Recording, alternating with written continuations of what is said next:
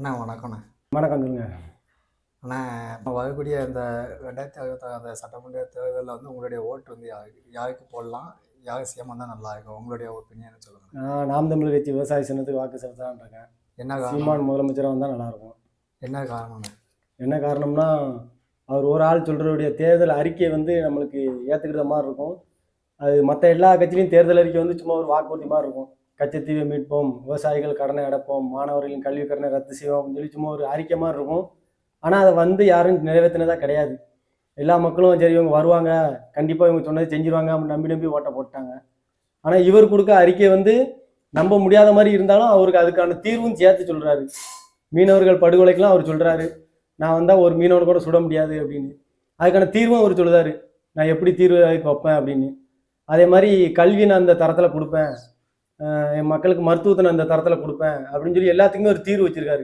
கல்வி முறை இன்னைக்கு இருக்க கல்வி முறையை நான் தூக்கி தூர போட்டு வேற ஒரு கல்வி முறையை கொண்டு வருவேன், விவசாயத்தை நான் அரசு பண்ணி ஆக்குவேன், அது எப்படி நான் செய்வேன்னு சொல்லி அதுக்கு ஒரு தீர்வோடு கொண்டு வராரு. படித்தவர் படிக்காதவர் அனைவருக்கும் நான் எப்படி வேலை கொடுப்பேன் அப்படின்னு அதுக்கு ஒரு சும்மா வாய் வார்த்தையில் வாய்க்கு வந்து அடிச்சு விடாம நான் இப்படி செல்லுவேன், இப்படி பண்ணுவேன், இதை கரெக்டாக நடைமுறைப்படுத்துவேன்னு சொல்லி ஒரு தீர்வோடு வச்சிருக்காரு. அது வாயிட்டும் சொல்லாமல் வரவி புத்தகம் ஒரு புத்தகத்தை எழுதி புத்தகமே அச்சிட்டு வச்சிருக்காரு, நான் இப்படி தான் பண்ணுவேன் அப்படின்னு. அதனால ஒரு நம்பிக்கை இருக்குது, அவர் வந்தால் நல்லாயிருக்கும் நாடு அப்படின்னு. திராவிட கட்சிகள் வந்து உள்ள நாள் தமிழகத்தை ஆட்சி பண்ணியிருக்காங்க. அவங்க வந்து ஒரு சில திட்டங்களும் கொண்டு வந்திருக்காங்க. இப்போ நாம் தமிழக கட்சி இன்னும் அந்த அந்த அளவுக்கு ஆட்சிக்கு இன்னும் வரல. ஆனால் இவங்களோட அந்த வாக்குறுதிகள் வந்து உங்களுக்கு எந்த விதத்தில் கவனம் ஈர்த்தது? அவங்கள காட்டிலும் நாம் தமிழக கட்சியோடைய அந்த வாக்குறுதியை வந்து உங்களுக்கு எந்த விதத்தில் உங்களை கவனம் ஈர்த்தது? நம்ம வாக்குறுதிகள்னு பார்க்கும்போது அடிப்படையே கல்வி தான். ஒரு மக்களுக்கு கல்வி சரியாக கிடச்சிட்டுனாக்கி அவங்களுடைய வேலை வாய்ப்பு, அவங்களுடைய பொருளாதாரம் எல்லாம் ஆட்டோமேட்டிக்காக மேம்பட்டுரும். இன்றைக்கி இருக்க கல்வி முறையை நீங்களே சொல்லுங்களேன். நீங்கள் படித்த கல்விக்கும் நீங்கள் பார்க்குற வேலைக்கும் ஏதாட்டும் ஒரு சம்மந்தம் இருக்கா? நம்ம படித்த கல்வி எந்த இடத்துலையுமே நம்மளுக்கு பிரயோஜனப்படாது. ஆனால் நம்ம டோட்டலாக வேற ஒரு வேலை பார்த்துக்கிட்டு இருப்போம். ஸ்கூல் படிக்கும்போது நான் இதாக ஆயிடுவேன்னு சொல்லி ஒரு ஏமில் இருப்போம். ஆனால் படித்து முடிச்சுட்டு அதான் நம்ம ஆகவே முடியாது, நம்ம ஆக விடவும் மாட்டாங்க.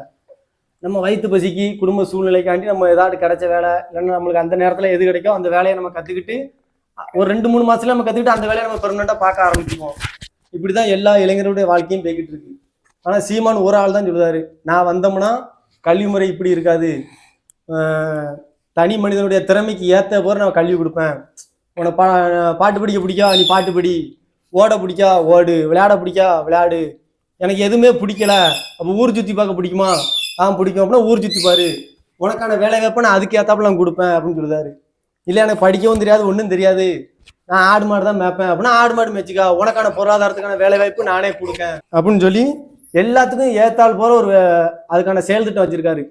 இப்போ நான் போலீஸ் ஆகணும்னு படித்து ஒரு ஏமில் படிச்சுட்டேன், படித்து முடிச்சுட்டு போலீஸ் வேலை கிடைக்கலன்னா அந்த இடத்துல நான் தோற்று ஒரு வெறுப்பில் ஏதோ ஒரு வேண்டாத வேலைக்கோ, ஒரு லோடுமேன் வேலைக்கோ இல்லைன்னா கூலி வேலைக்கோ ஏதோ ஒரு வேலைக்கோ எனக்கு சம்மந்தமே இல்லாத ஒரு வேலையில் போய் நான் ஒரு அடிமை மாதிரி தான் வேலை பார்த்துக்கிட்டு இருக்கணும். அந்த வேலை எனக்கு விருப்பமே இல்லாமல் தான் நான் வேலை செய்யணும்.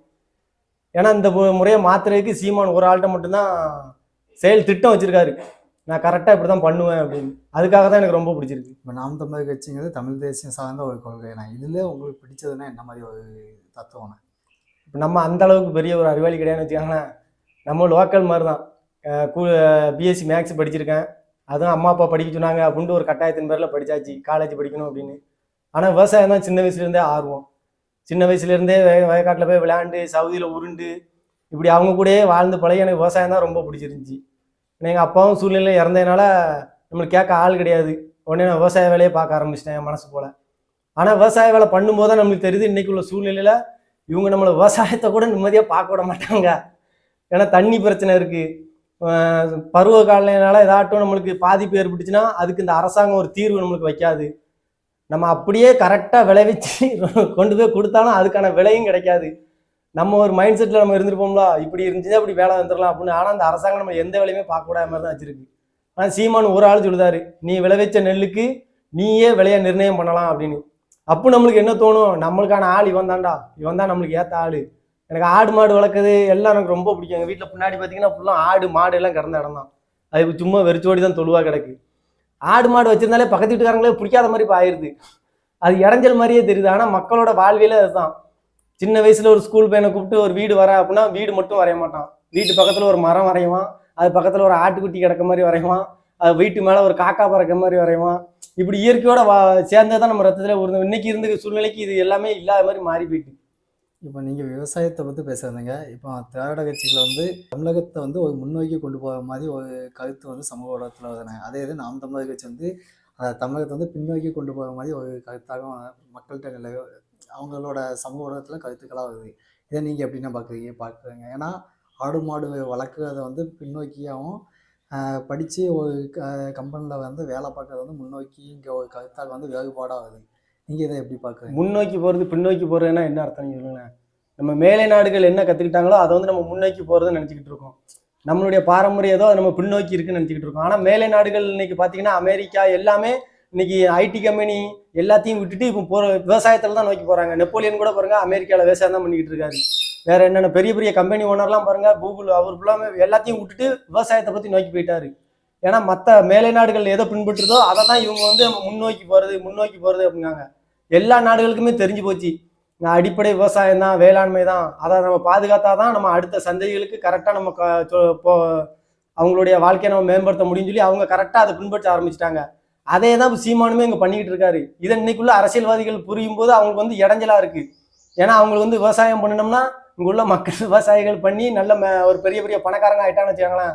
விவசாயம் பண்றவங்களுக்கு மாசம் ஒரு 1 லட்ச ரூபா கிடைக்கலாம் அப்படின்னா எல்லாருமே விவசாயம் தான் பண்ணுவாங்க. இப்போ விவசாயம் பண்றவன் நஷ்டத்துல இருந்தாதான் அவன் வேற தொழிலுக்கு போவான். அப்படிங்கிறனால இன்னைக்கு உள்ள அரசாங்கம் திட்டமிட்டு அதை அப்படியே மடைமாற்றி கொண்டு போய்கிட்டு இருக்காங்க. இது கேவலம் நீங்க சிப்காட்ல போய் ஒரு 8,000 ரூபா 10,000 ரூபாய்க்கு வேலை செஞ்சா அது ஒரு பெருமையா நினைக்காங்க. விவசாயம் பார்த்து ஒரு இந்த பக்கத்துலலாம் பசுமை பாம் நிறைய இருக்கு. ஆடு மட்டும்தான் வளர்க்காங்க, வேற எதுவும் கிடையாது. ஆடு வளர்த்தே ஒரு மாசத்துக்கு 80,000 1 லட்சம் டேன் ஓவர் மாதிரி பண்ணி கொண்டு போயிட்டு இருக்காங்க. அதை பண்றவங்களும் அவங்க வந்து கீழ்த்தரமா அப்படின்னு சொல்லியே நம்ம மக்களுடைய மனநிலை அப்படி கீழ் நோக்கியே கொண்டு போய்கிட்டு இருக்காங்க. எந்த வேலைனாலும் செய்யலாம், அது இழிவு கிடையாது. இப்போ இளைஞர்கள் வந்து இப்போ அதாவது நீங்கள் இளைஞருங்கிறதால நான் கேட்கேன். இளைஞர்கள் வந்து இப்போ புதுசாக அந்த தேவைக்க கட்சியும் அதிகமாக ஃபோக்கஸ் பண்ணுறாங்க. இவங்களுக்கு நீங்கள் சொல்கிறதா இருந்தால் என்னென்ன சொல்லுவீங்க? தேவைக்க கட்சியை ஃபோக்கஸ் பண்ணுறதுக்கான ஒரே ஒரு காரணம் மட்டும் சொல்லுங்களேன். சினிமா மட்டும்தான், வேற எதுவும் ஒன்று இருக்கா? ஒன்றுமே கிடையாது. அதில் விஜய் கட்சி ஆரம்பிச்சாரு, என்ன காரணத்துக்காக கட்சி ஆரம்பிச்சிருக்குன்னு ஒரு நோக்கம் சொல்லுங்களேன். அவங்க கட்சிக்காரங்கிட்ட போய் கேட்டாலுமே அவங்களுக்கு தெரியாது. விஜய்கிட்ட போய் கேட்டாலுமே எந்த காரணத்துக்காக நான் கட்சி ஆரம்பிச்சேன்னு சொல்ல மாட்டாங்க. இப்போ காங்கிரஸ் கட்சி ஆரம்பிச்சாங்கன்னா ஒரு இந்திய விடுதலையை ஃபோக்கஸ் பண்ணி அவங்க கட்சி ஆரம்பிச்சாங்க. இந்தியாவுக்கு விடுதலையும் படிச்சு கொடுத்தாங்க காந்திஜி தலைமையில. அந்த கட்சி ஒரு கட்சியாவே வச்சுக்கிடுவோமா, ஏதோ ஒரு காரணத்துக்கு கட்சி உருவாக்கப்பட்டுன்னு வச்சுக்கலாம். திமுக கட்சி அதே மாதிரி நம்ம எடுத்துக்கலாம்.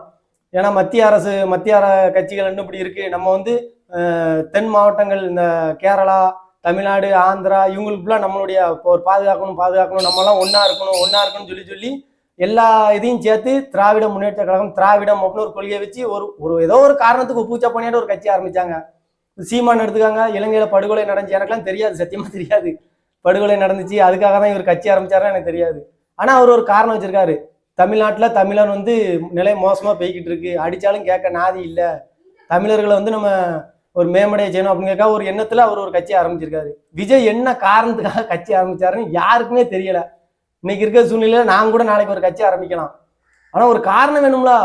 எனக்கு நாம் தமிழர் கட்சியில இப்படி ஒரு முரண் இருக்குப்பா, நான் நல்ல கட்சின்னு போனேன், அதனால நான் இப்படி வெளியே வந்து ஒரு கட்சி ஆரம்பிச்சிருக்கேன்னு கூட ஒரு காரணத்தை சொல்லி கட்சி ஆரம்பிக்கலாம். ஆனா விஜய் என்ன காரணத்துக்காக கட்சி ஆரம்பிச்சிருக்காரு? ஒரு காரணமும் கிடையாது.